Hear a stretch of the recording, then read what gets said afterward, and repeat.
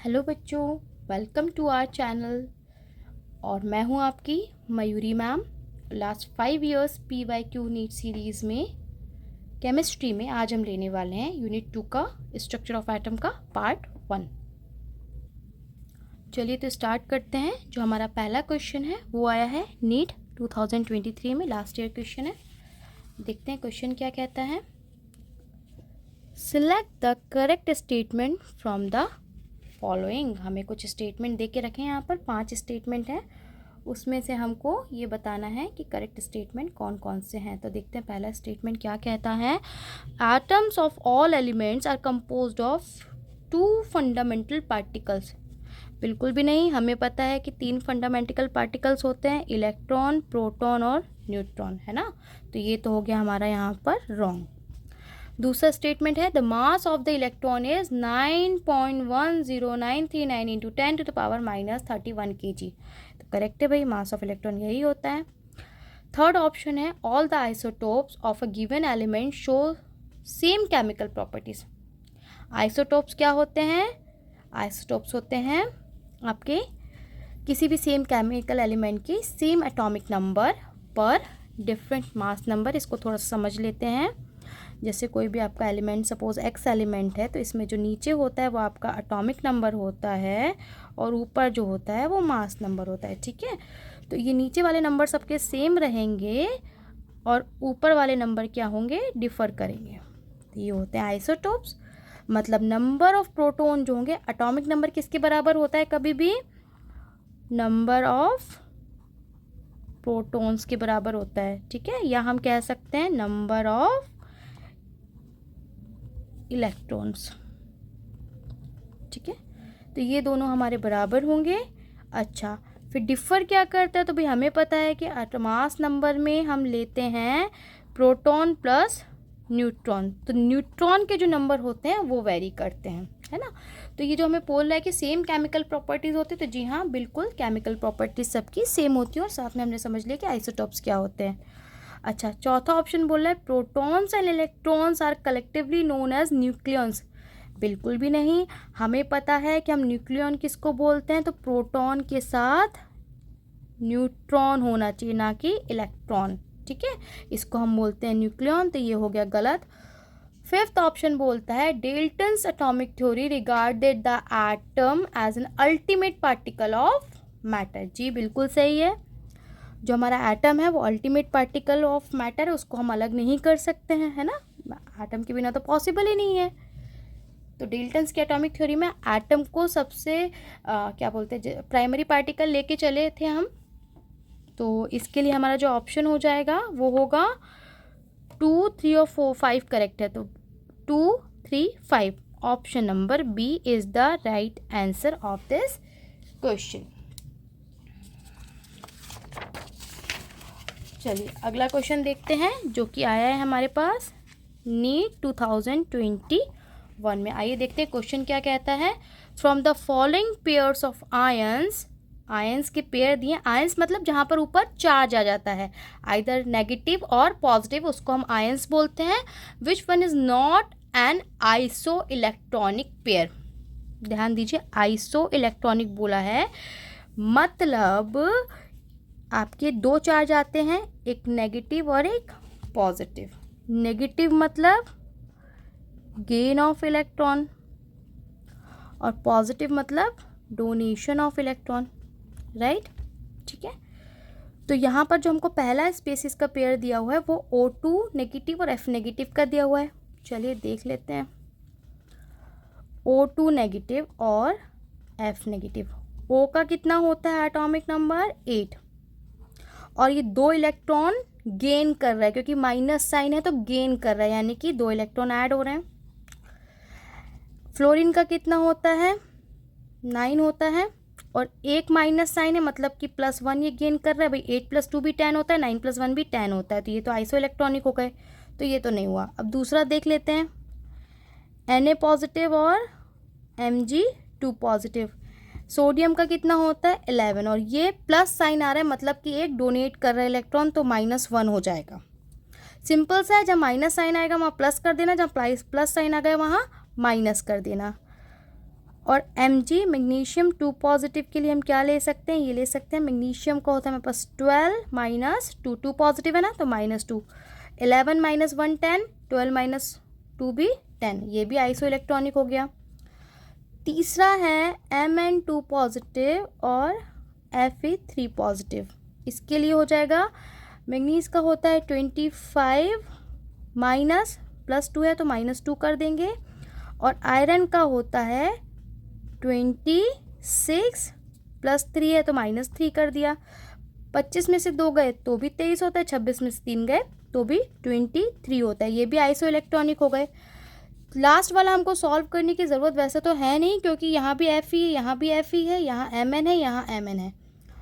2 और 3 में अगर आइसो इलेक्ट्रॉनिक थे तो यहाँ पर डेफिनेटली 2 और 2 में आइसो इलेक्ट्रॉनिक नहीं होंगे। ट्रिक भी आप अप्लाई कर सकते हैं, पर हम सॉल्व करके देख लेते हैं। Fe2 पॉजिटिव और मैग्नीज 2 पॉजिटिव, तो आयरन का होता है 26 माइनस 2 और यहाँ हो गया 25 माइनस 2, पहले वाले का आ गया 24, इसका आ गया 23, तो ये जो है हमारा ऑप्शन, ये आइसो इलेक्ट्रॉनिक पेयर नहीं है। ध्यान दीजिएगा, not an iso electronic pair पूछा है, तो इसका हो जाएगा option number D is the right answer of this question.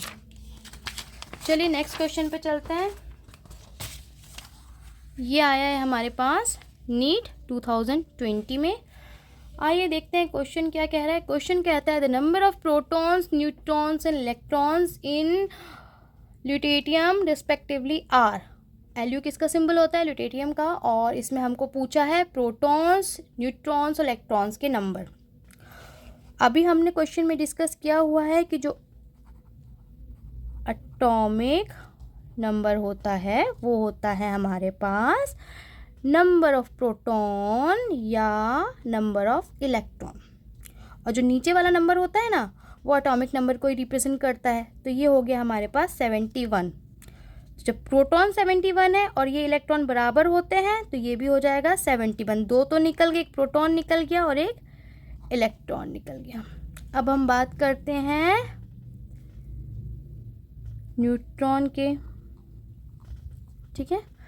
तो न्यूट्रॉन में क्या होता है, ये निकालना है, फाइंड आउट करना है। अब हमें पता है जो ऊपर वाला होता है वो होता है मास नंबर, और मास नंबर होता है हमारे पास, हम कह सकते हैं मास नंबर का फॉर्मूला होता है number of proton plus number of neutron, ठीक है। प्रोटॉन हमें पता है, मास नंबर हमें पता है, तो हम निकाल सकते हैं न्यूट्रॉन। मास नंबर गिवन है क्वेश्चन में 175, प्रोटॉन हमने फाइंड आउट कर लिया 71, और ये निकाल लेंगे हम प्लस नंबर ऑफ न्यूट्रॉन, ठीक है। शिफ्ट करेंगे तो प्लस का इधर आके माइनस का हो जाएगा, तो ये आपका फाइनल आंसर आ जाएगा। 75 में 71 गए तो ये हो जाता है 104। एक डायरेक्ट फॉर्मूला भी है, प्रोटॉन इलेक्ट्रॉन नहीं फाइंड आउट करना है इस तरीके से। अगर मास नंबर या एटॉमिक नंबर में से कुछ इस तरह से फाइंड करने को आ जाता है तो एक आप लगा सकते हो formula.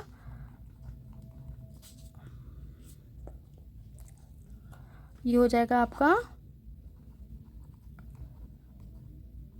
Mass number equal to हो जाएगा एटॉमिक नंबर प्लस या माइनस नंबर ऑफ न्यूट्रॉन, ठीक है। आ गया समझ में, ये होता है हमारा मास नंबर का फॉर्मूला। ये डायरेक्ट भी हम लगा सकते हैं, ये वैल्यू रख दी, ये वैल्यू रख दी। सिर्फ अगर न्यूट्रॉन पूछा हो और मास नंबर और एटॉमिक नंबर गिवन हो तो ये फॉर्मूला भी आप अप्लाई कर सकते हो, डायरेक्ट फॉर्मूला है, ठीक है। चलिए अगले क्वेश्चन पे चलते हैं। अगला क्वेश्चन हमारा आया है नीट 2021 में। क्वेश्चन कहता है a particular station of All India Radio New Delhi broadcast on a frequency of 1368 kilohertz. Frequency given है हमको 1368 किलो हर्ट्स, ठीक है। The wavelength of the electromagnetic radiation emitted by the transmitter is of speed of light given है, मतलब velocity of light given हुआ है हमको। 3.0 into 10⁸ metre पर सेकेंड। सबसे पहले तो मीटर पर सेकेंड है तो किलो हर्ट्ज से हमको हर्ट्ज में कन्वर्ट करना पड़ेगा। तो ये हो जाएगा हमारे पास 1368 इंटू 10⁻3, ठीक है, हर्ट्ज, किलो से हर्ट्ज में कन्वर्ट करने के लिए, ठीक है। अब यहाँ पर अप्लाई कर देते हैं फॉर्मूला। तो हमें पता है हमें वेवलेंथ फाइंड आउट करनी है, विच इज़ लैम्डा, और ये फॉर्मूला होता है lambda equal to v upon f, frequency v यहाँ पर वेलोसिटी ऑफ लाइट जो हमें गिवन है वो रख देते हैं, डायरेक्ट अपन निकाल लेंगे। तो ये हो जाएगा 3.0 गिवन है into 10⁸ metre second inverse upon 1368 into 10⁻3 आपका आ जाएगा सेकेंड इनवर्स। हर्ट्ज की जगह हम डायरेक्टली सेकेंड इनवर्स भी लिख सकते हैं। तो यहाँ सेकेंड इनवर्स से सेकेंड इनवर्स कैंसिल हो गया, ठीक है। 3 में से 8 गया तो यहाँ पर आपका 5 बच जाएगा। चलिए लिख लेते हैं 3.0 अपॉन 1368 इंटू 10⁻5 मीटर, ठीक है। आगे बढ़ते हैं। तो ये हम इसको जब सॉल्व करेंगे 3.0 को या इससे डिवाइड कर देंगे, पहले तो पॉइंट रिलीज करके एक लगा देंगे इधर, तो ये हमारे पास आ जाएगा 0.002193 इंटू 10⁻5 मीटर। अब ज़रा डेसिमल सरकाना तो शुरू करो भाई। तो कितने हैं, 10⁻5 है, मतलब 5 प्लेसेस तक शिफ्ट होगा, 1 2 3 4 5 यहाँ आ जाएगा। तो ये हो जाएगा 219.3 मीटर, ठीक है। ज़रा देखते कौन सा ऑप्शन मैच कर रहा है। ये देखिए पॉइंट के बाद का वैल्यू बहुत इंपॉर्टेंट है, क्योंकि यहाँ है 219.3 और 219.2, तो हम गलती नहीं कर सकते हैं, हमारा मार्क्स चला जाएगा यहाँ पर। तो ये होगा ऑप्शन नंबर बी, ठीक है। इस तरह से भी ऑप्शन आ जाते हैं कि पॉइंट के बाद के वैल्यू आपको थोड़ा सा कंफ्यूज कर देगी, तो आपको पॉइंट के बाद भी कैलकुलेट करना है। अगला क्वेश्चन हमारा आया है क्वेश्चन नंबर 5 नीट 2019 में। Which of the following series of transition in the spectrum of hydrogen atom fall in visible region? हमसे क्या पूछा है, थ्योरी बेस्ड क्वेश्चन पूछा हुआ है कि विजिबल रीजन में कौन से हाइड्रोजन स्पेक्ट्रम की सीरीज जो आती है। तो सीधा से इसका आंसर है बाल्मर सीरीज ही एकमात्र ऐसी सीरीज है जो इसमें आती है। तो इसका हो जाएगा option number A is the right answer. अगर वीडियो अच्छा लगा हो तो बच्चों लाइक शेयर और सब्सक्राइब करिएगा, और आपके जो कमेंट्स मिलते हैं उसके लिए थैंक